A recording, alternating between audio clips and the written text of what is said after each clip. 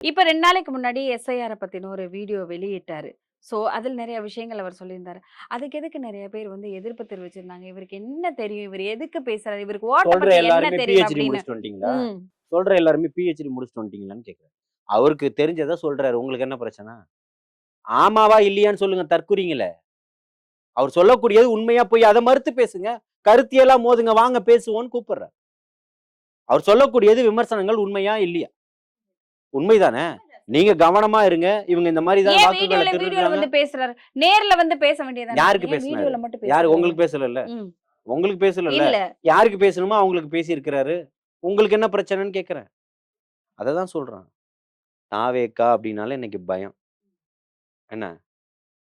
அ மு ராஜராஜ சோழனுக்கும் பயம். ராஜேந்திர சோழனுக்கும் பயம். புரியுதுங்களா? அவங்கள சொல்லல. அவங்க பேர வந்து இங்க ஒருத்தர் வந்து முடிசூட்டுறாரு. அவரு ராஜராஜ சோழன். இவரு ராஜேந்திர சோழன் அப்டின்னு சொல்லிட்டு.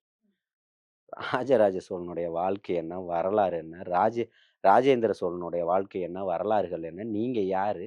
சாராயத்த ஆறா ஓட விட்டுக்கிட்டு இருக்கீங்க. பெண்களுக்கு பாதுகாப்பு இல்ல. படிச்ச பசங்களுக்கு வேலை இல்ல. படிக்கிற பசங்களுக்கு பாதுகாப்பு இல்ல. படிக்கிற பிள்ளைகளுக்கு தரேன்னு சொன்னது இல்ல. அ ஒரு போக்குவரத்து துறைய கூட உங்களால நடத்த முடியல. தனியார் மயமாக்குறீங்க. தனியார்ல இப்ப இருக்கக்கூடிய யாரெல்லாம் கண்டக்டர் லைசென்ஸ் வச்சிருக்கீங்களோ, டிரைவர் லைசென்ஸ் வச்சிருக்கீங்களோ, எல்லாம் வந்து பஸ் ஓட்டலாம் நீங்க. 1 1/2 மாசமா சம்பளம் தரல. 4 நாளா பஸ்ஸ ஓட்டாம சென்னை முடங்கி போய் கிடந்தது. இப்ப இருக்கக்கூடிய எலக்ட்ரிக் பேருந்துகளையும் தமிழ்நாடு அரசுன்னு சொல்லி கொடி அசைச்சு வச்சுட்டு 12 வருஷம் தனியார் மயத்துக்கு லீஸுக்கு விட்டு வச்சிருக்கிறீங்க. அத போக்குவரத்து தொழிலாளர்கள் வந்து சொல்றாங்க, ஒரு பேருந்துலேருந்து 7,000 தான் வருமானம் வரும். இவங்க 17,000 குடுத்து வாடகைக்கு எடுத்து நடத்திட்டு இருக்கிறாங்க. இது கார்ப்பரேட்டுக்கு வந்து அரசாங்க பணம் தான் போய்க்கிட்டு இருக்குன்னு. நஷ்டத்துல மேலும் நஷ்டம். நாளைக்கு முதலமைச்சர் பதவியும் வாடகைக்கு விட்டுருவீங்களா?